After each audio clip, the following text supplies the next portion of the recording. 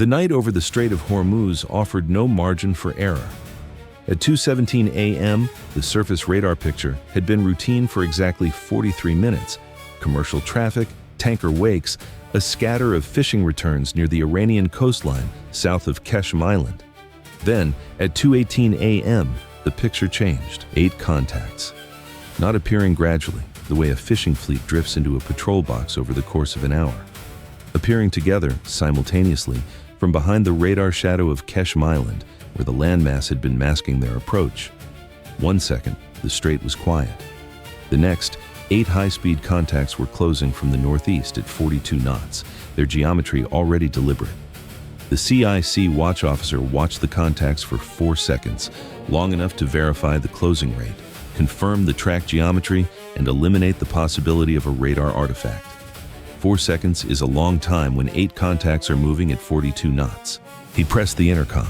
Bridge CIWS. 8 high-speed surface contacts, bearing 047, range 6.3 nautical miles, closing at 42 knots. Formation geometry consistent with IRGCN, fast attack doctrine. I say again, 8 contacts, bearing 047, closing fast. The officer of the deck acknowledged and called the captain's sea cabin. The destroyer was transiting the Strait of Hormuz, 33 kilometers wide at its narrowest, the most politically contested stretch of ocean on Earth, a lane through which roughly 21% of global petroleum liquids transited every year. Tonight, the ship was the sole U.S. naval asset in the lane. The carrier group it would rendezvous with at dawn was still 8 hours away. 4 supertankers were following in the destroyer's lane, between 3 and 6 nautical miles astern. None of their bridge teams knew what was emerging from behind Qeshm Island. They were following the warship because the warship's lane was the safest lane. That assumption rested on the next 24 minutes. At 2:19 a.m., the captain stepped onto the bridge. He walked directly to the radar display and studied the 8 contacts for 12 seconds. Then he said 2 words to the officer of the deck. "I have it." The con transferred. The captain was at the helm of a $1.8 billion warship in the narrowest navigable point of the Persian Gulf, with 8 contacts closing from the northeast. The IRGCN, the Islamic Revolutionary Guard Corps Navy, operates under a doctrine designed specifically for encounters like this one. Not to sink American warships, to make them flinch. Fast boats, coordinated formations, camera crews aboard documentation vessels. A provocation in the strait costs Iran almost nothing. It creates an incident Tehran can frame and broadcast as evidence that American freedom of navigation transits had limits. Individual IRGCN boat captains operate with significant autonomy. If one forces a U.S. warship to alter course and the State Department protests, Tehran can call it a misunderstanding. But the footage exists. The course change exists. The precedent exists. Tonight's formation had the signature of a planned operation. 8 vessels emerging simultaneously from behind Qeshm. That coordination required preparation and staging. Those boats had been idling in the island's radar shadow for hours, waiting for this specific transit. Their combined replacement value was approximately $90 million. The political value of the footage they hoped to capture was incalculable by any naval metric. CPA estimate 2,100 yards. Time to CPA 14 minutes. The destroyer held course at 15 knots, heading 270. The formation's geometry resolved on radar as the contacts closed to 5 nautical miles. The lead element, 3 boats in an offset V, was on a direct intercept course. The remaining 5 boats had split, 2 to the northeast taking up the port flank, 3 to the southeast establishing the starboard flank. The boxing maneuver. Classic IRGCN doctrine. Force the ship to choose. Alter course, left into the port flankers, right into the starboard flankers, slow down, and let the lead element close, or hold course directly into the intercept vector. Every option produced either a course change or a collision. Any course change, filmed from 4 angles by a professional documentation crew, became a data point in an adversary's strategic ledger. At 2:24 a.m., the officer of the deck tried bridge to bridge on Channel 16. Unidentified vessels bearing 047. This is a United States warship on a lawful transit of the Strait of Hormuz. You are on a course that presents risk of collision. Alter course immediately and establish safe passing distance. Channel 16 returned silence. CPA revised 1,800 yards. The navigation lights of the approaching formation were visible through the bridge windows. Small, sharp points, white, with portside red running lights just visible on the lead element's center vessel.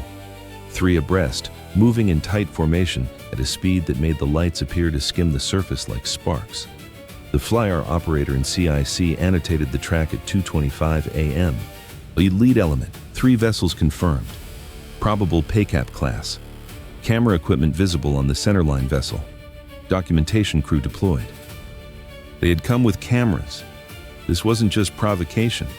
It was production. A second hail on Channel 16 received the same answer. The empty frequency had been empty for 11 minutes.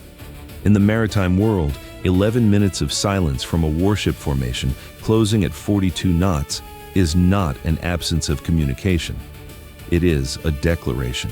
CPA revised 1,600 yards. At 2:28 a.m., the AIS transponders on all 8 contacts switched off simultaneously. In the CIC, the loss of AIS data changed the picture immediately. The contacts were still visible on radar. Their tracks were established, but their identities had ceased to exist under international maritime protocols. They had become unidentified vessels. Switching off AIS denied the U.S. ship the ability to formally log the vessel's identities in the encounter record. It created legal ambiguity around any U.S. response. It also signaled intent. A vessel that deactivates its transponder before a close approach is a vessel whose operators have considered that their next few minutes should not be easily documented. The captain held course. He filed the AIS loss without comment. CPA revised 1,300 yards. Time to CPA 9 minutes. The boxing maneuver was complete. The flankers were in position. Channel 16 had been silent for 14 minutes. In the maritime world, 14 minutes of silence from a formation at 1,300 yards was not a silence anymore. It was a wall. At 2:31 a.m., a 9th contact appeared on the radar, not from the northeast, from directly ahead, directly in the transit lane, low and slow, barely making 1 knot. AIS dark. Positioned directly on the destroyer's track, the CIC watch officer's voice carried a new precision when he reported it. New contact, bearing 270, range 2.1 nautical miles. Contact appears to be stationary. AIS inactive. Contact is directly on our current track. The captain turned from the lead formation for the first time since taking the con. The geometry had just become a different problem. Ahead, a stopped vessel blocking the transit lane. Behind and to the flanks, 8 fast attack vessels completing a boxing position. The destroyer would need to alter course to pass the forward contact. Any alteration, left or right, would close the distance to one of the flanking elements. There was no clean geometry remaining. Every option had been contaminated. The question the bridge crew could not answer, the question the CIC analysts were working on, the question the captain was already turning over in his mind, was whether the vessel ahead was actually stopped. Because a vessel that goes stationary in the center of an international transit lane, in darkness, with AIS off, at the exact moment an 8-vessel boxing formation emerges from behind a nearby island. That vessel is almost certainly not broken. That vessel is a prop, a forcing function. It exists to make the ship behind it choose and to make every choice visible. The FLIR operator attempted to get a lock on the forward contact. The heat shimmer rising from the Gulf surface, warm water, cool air, the temperature differential that builds over the Persian Gulf on a calm night, was creating interference at the contact's range. Lock was intermittent.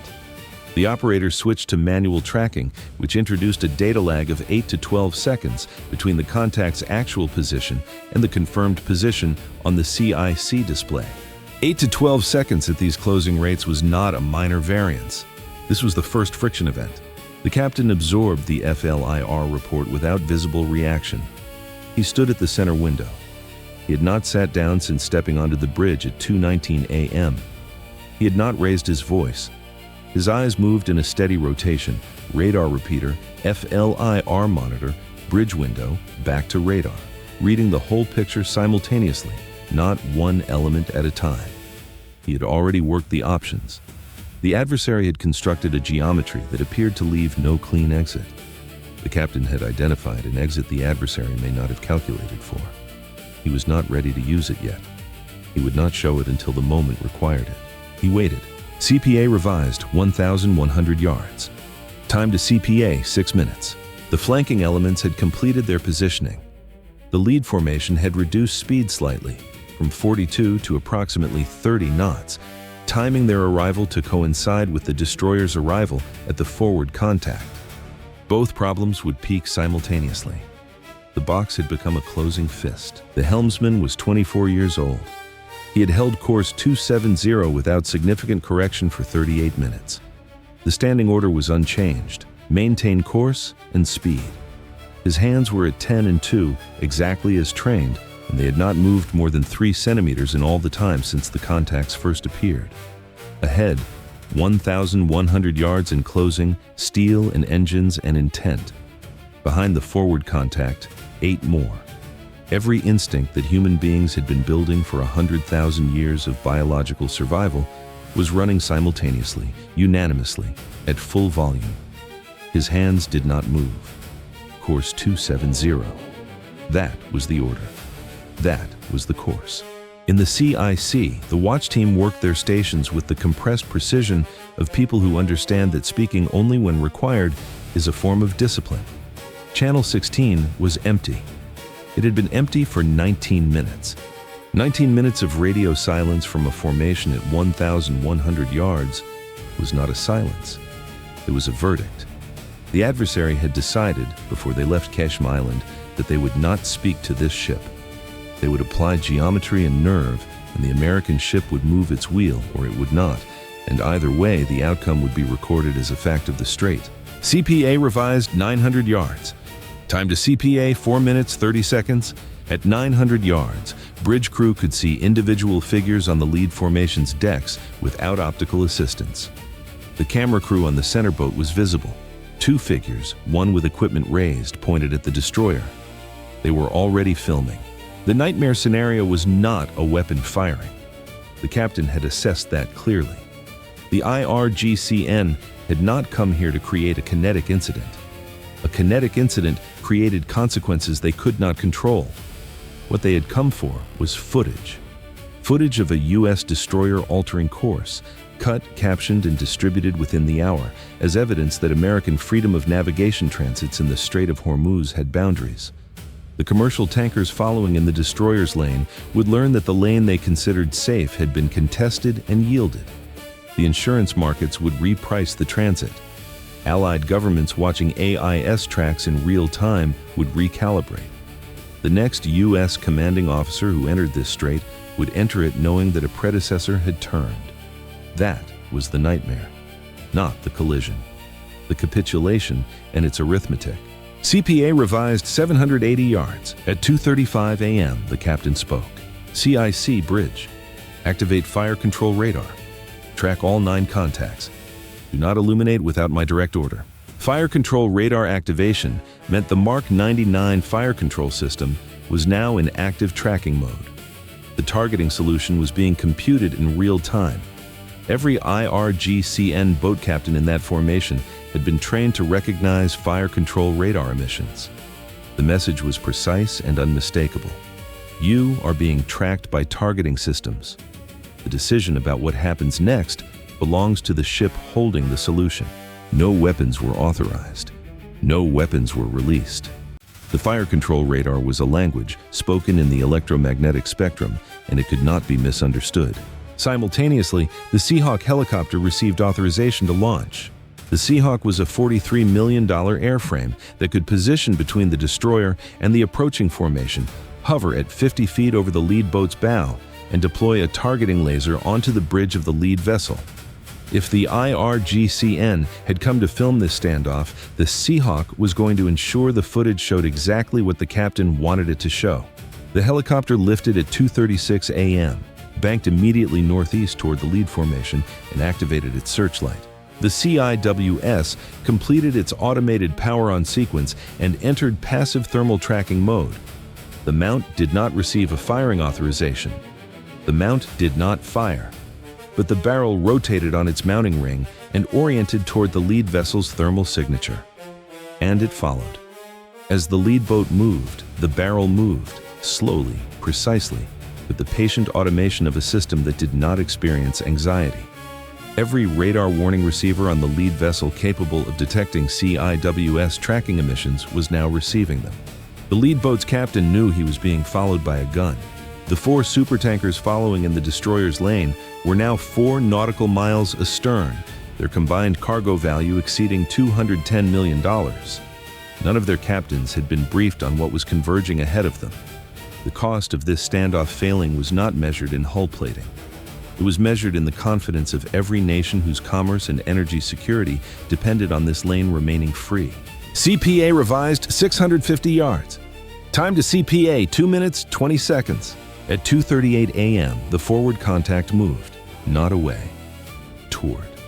The vessel that had been sitting stationary in the center of the lane accelerated from 1 knot to 28 knots in under 90 seconds, turning slightly to port to establish a direct intercept course with the destroyer's bow quarter.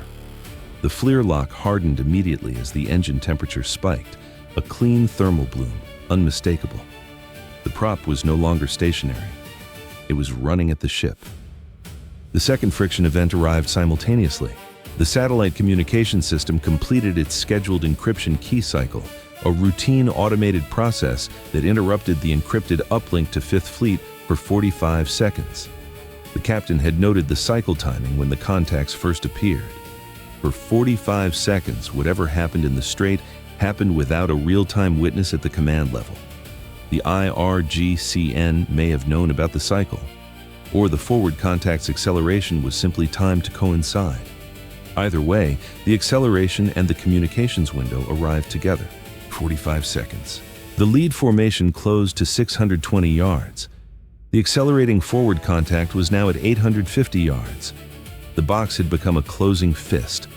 This was the adversary's maximum commitment, the moment after which they would have to choose, carry this forward into actual contact, or find a way to withdraw without it looking like withdrawal. In the CIC, no one spoke unless required.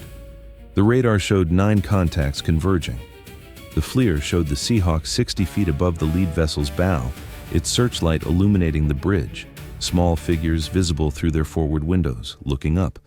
The camera crew on the center boat had turned their equipment toward the helicopter. One of them lowered the camera.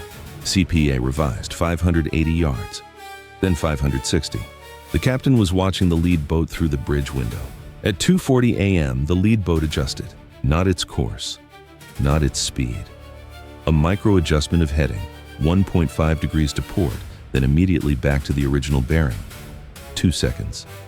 The kind of correction that happened when a helm operator moved the wheel and then overrode the movement. It registered on the CIC display as a fractional bearing change. It was not visible to the officer of the deck 4 feet to the captain's left.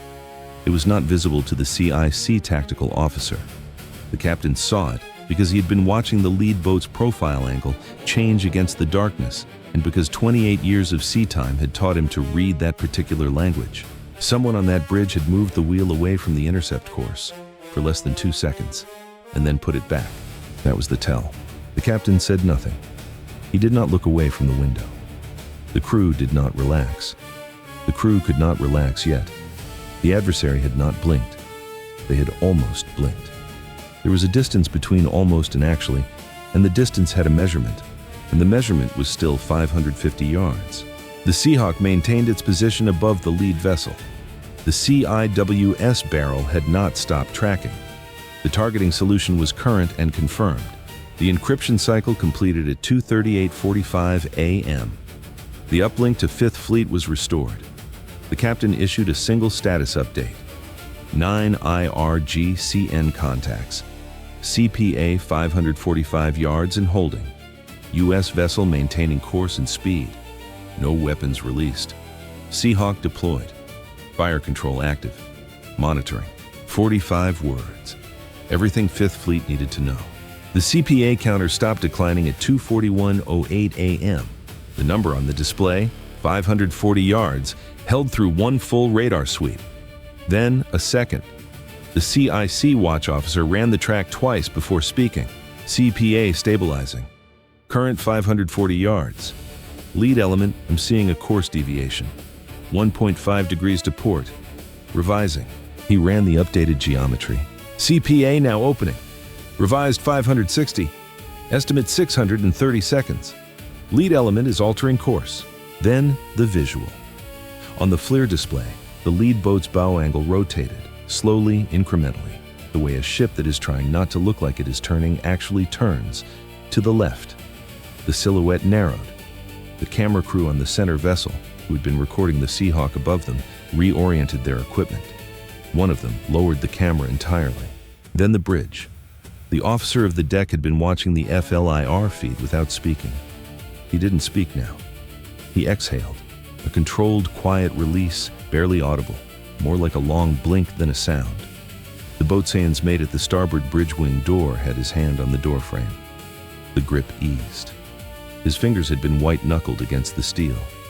The change in pressure was visible from 3 feet away, which meant the force had been unconscious, which meant he had not known until this moment how tightly he had been holding it. The accelerating forward contact decelerated, from 28 knots to 15 to 4. Then it stopped. On the radar, a brief pause. Then a slow, unmistakable turn north, back toward the Iranian coastline. The flanking elements held for 80 seconds. Then the northern pair opened. Then the southern group followed. The box was dissolving. CPA 680 yards in opening. Then 780. Then 900. At 2:43 a.m., the lead formation had withdrawn to safe distance. The Seahawk documented the withdrawal for 4 additional minutes before receiving the order to recover. The fire control radar tracked the formation to 2,500 yards before entering standby. Channel 16 remained silent throughout the withdrawal. The IRGCN had arrived with a camera crew, a deception asset, and the full weight of their operational doctrine.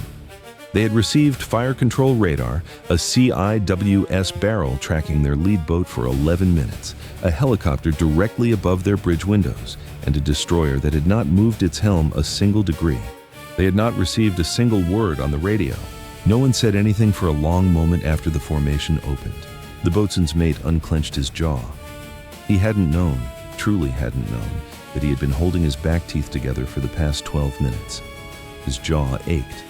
He didn't reach up to rub it. He stood with the physical knowledge of what sustained concentration felt like when it lived in the body instead of the mind, when it became involuntary and only revealed itself in its absence. The officer of the deck straightened his collar. It hadn't needed straightening. He straightened it anyway. The captain stood at the center window for 3 minutes after the formation withdrew past 1,200 yards.